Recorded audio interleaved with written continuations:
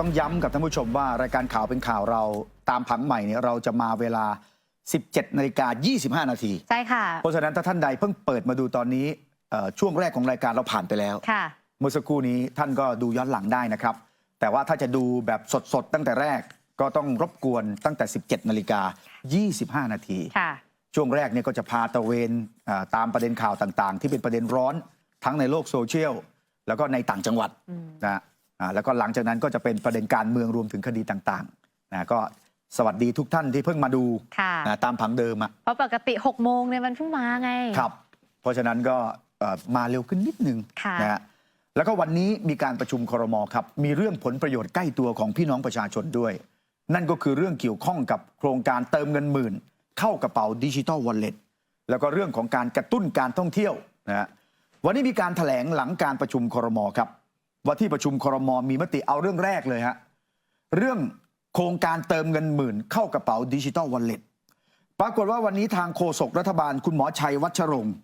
เปิดเผยฮะว่ารายละเอียดนะครม.เห็นชอบกรอบวงเงินงบประมาณรายจ่ายเพิ่มเติมประจำปีงบประมาณ67ตามที่ตั้งไว้ก่อนหน้านี้ก็คือ 12,200 ล้านบาท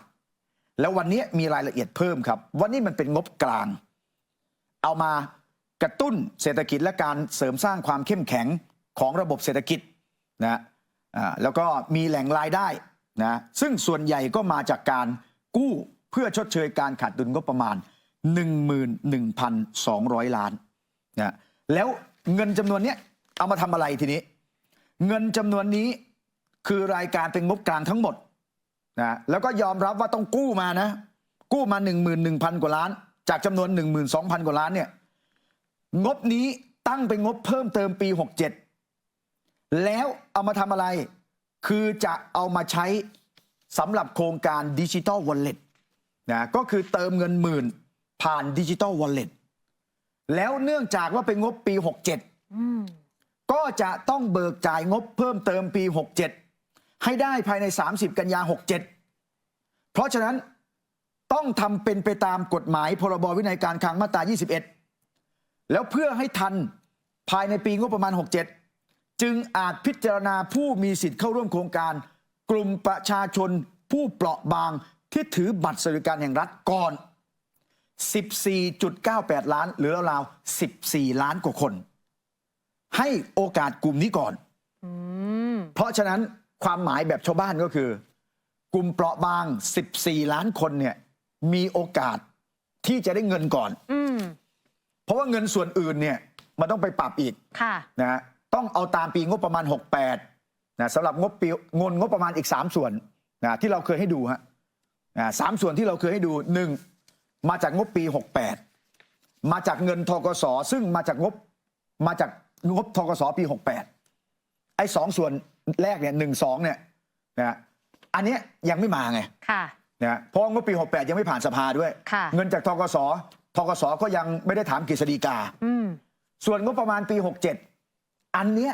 นะแน่ใจว่าได้แล้วเพราะมีงบประมาณเพิ่มเติมนะแล้วส่วนเนี้ย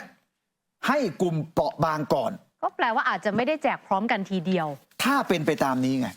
เพราะฉะนั้นคนที่ถือบัตรสวัสดิการแห่งรัฐลุงป้าน้าอาพ่อแม่พี่น้องนะก็เป็นข่าวดีสำหรับท่านอาจจะได้ก่อนนะคะอาจจะได้ก่อนนะแต่ว่าได้ก่อนแล้วกลุ่มอื่นยังได้ว่าทีนี้ถ้าตามที่รัฐบาลแถลงต้องได้แต่ถ้าไม่ได้เพราะว่าเกิดว่าธกสบอกว่าเฮ้ยกฤษฎีกาบอกว่ากู้ไม่ได้เสี่ยงคุกเสี่ยงตารางได้เฉพาะกลุ่มเปราะบางแล้วเศรษฐกิจมันกลับมาดีเอ้ยอาจจะเปลี่ยนแผนหรือเปล่ามันก็โอเคนะอันนี้เราไม่รู้ไงนะแต่ว่าล่าสุดวันนี้ยืนยันว่าได้หมดอยู่แต่ให้กลุ่มเปราะบางก่อนนี่มาแบบนี้แล้วนะล่าสุดนะให้กลุ่มเปราะบางก่อนทีนี้ถ้าเป็นไปตามนี้จริงมันก็เป็นเรื่องที่ถูกต้องที่มันควรจะให้คนที่จำเป็นมากๆก่อนนะไม่ใช่ไปรอพร้อมกันโน้นปลายปีนู่นเพราะฉะนั้นมีเงินให้ไปเลยนะแต่เรายังยืนยันว่าถ้ามันจะต้องไปกู้เงินมาเพิ่มเติมเอาเงินธกสมาแล้วรวมถึง500,000 ล้านเนี่ยมันเกินความคุ้มค่าไปหรือเปล่าอันนี้ควรทบทวนเถอะครับส่วนการกระตุ้นผ่านกลุ่มเปราะบางอันนี้เป็นไปตามที่แบงก์ชาติเคยพูดนะใช่เป็นไปตามที่แบงก์ชาติอัดฉีดให้ถูกจุดนะคะให้ถูกจุดไงแต่ว่ารัฐบาลเนี่ยยัง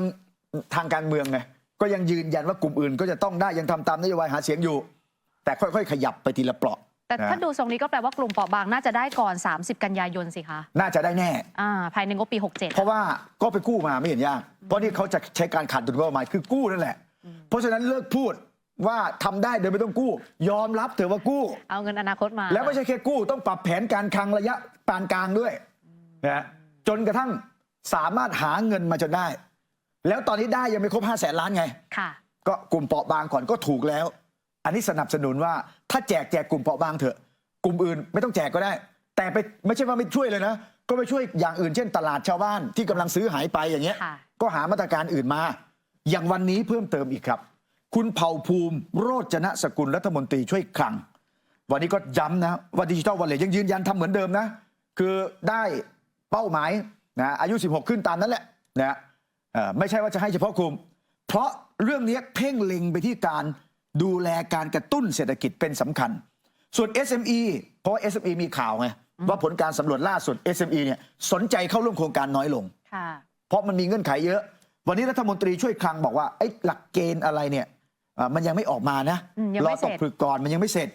การลงทะเบียนพวกนี้นะแต่ยืนยันว่าเป็นเงื่อนไขแรกอยู่แล้วที่พยายามเน้นธุรกิจรายเล็กรายน้อย ให้เข้ามาได้รับโอกาสในการขายของผ่านโครงการนี้นะเพราะฉะนั้นรายละเอียดพ่อค้าแม่ขายที่อยู่ตามตลาด อยากให้เข้าโครงการได้ง่ายที่สุดนะเดี๋ยวรอช่วงที่ให้ลงทะเบียน ค่ะ แล้วจะเห็นรายละเอียดที่ชัดเจน เพราะวัตถุประสงค์โครงการนี้คือ เอาเงินลงไปสู่กลุ่มตลาด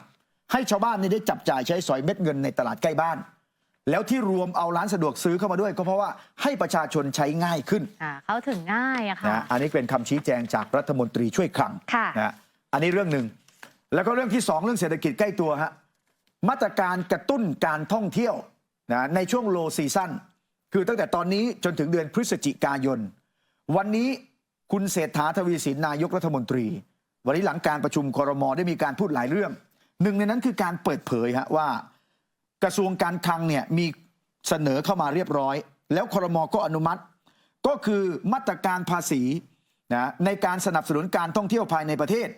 เที่ยวเมืองรองฮะให้ได้รับสิทธิประโยชน์ทางภาษีอากรทั้งบุคคลธรรมดา บริษัทนิติบุคคลนะเดี๋ยวไปฟังประเด็นนี้นะฮะจากนายกเศรษฐาทวีสินนะ ตามที่องค์การสหประชาชาติกำหนดให้วันที่ 5 มิถุนายน ครม.ได้เห็นชอบมาตรการภาษีและอนุมัติหลักการร่างกฎหมายที่เกี่ยวข้องกับมาตรการภาษีเพื่อสนับสนุนการท่องเที่ยวภายในประเทศเพื่อกำหนดการใช้สิทธิประโยชน์ทางภาษีอากรแก่บุคคลธรรมดาและบริษัทหรือห้างหุ้นส่วนนิติบุคคลสำหรับการท่องเที่ยวและการจัดการอบรมสัมมนาในจังหวัดท่องเที่ยวเมืองรองนะครับและจังหวัดท่องเที่ยวอื่นๆภายในประเทศในช่วง low season ตั้งแต่เดือนพฤษภาคมถึงเดือนพฤศจิกายนตามที่กระทรวงการคลังเสนอและขอส่งให้คณะกรรมการกฤษฎีกาพิจารณาเพื่อเป็นเรื่องเร่งก็อย่างที่เราทราบกันดีอยู่นะครับว่าในช่วงที่ผ่านมาเนี่ยก่อนที่งบประมาณจะถูกออกไปเมื่อต้นเดือนที่ผ่านมาเนี่ยทางรัฐบาลเราให้ความสำคัญกับการท่องเที่ยวค่อนข้างจะเยอะแล้วก็เป็นเครื่องยนต์เครื่องสำคัญในการที่เราผลักดันเศรษฐกิจต่อไปนะครับเมื่อวานนี้ผมเองก็มีการประชุมกับผู้ที่เกี่ยวข้องเกี่ยวกับเรื่องการสนับสนุนเมืองรองนะครับมีการประสานงานเพื่อให้จัดเฟสติวัลต่างๆในเมืองรองโดยเฉพาะอย่างยิ่งในช่วงเดือนที่เป็นเดือน low season นะครับเมื่อกี้ก็มีการแจ้งท่านรัฐมนตรีหลายท่านไปซึ่งท่านก็เป็นสสในพื้นที่ว่าท่านทราบว่าในจังหวัดในเขตพื้นที่ของท่านมีเรื่องดีๆยังไงมาก็ให้ประสานมาที่กระทรวง แล้ววันนี้ครม.เนี่ยเห็นชอบเรียบร้อยนะฮะกระตุ้นการท่องเที่ยวเมืองรอง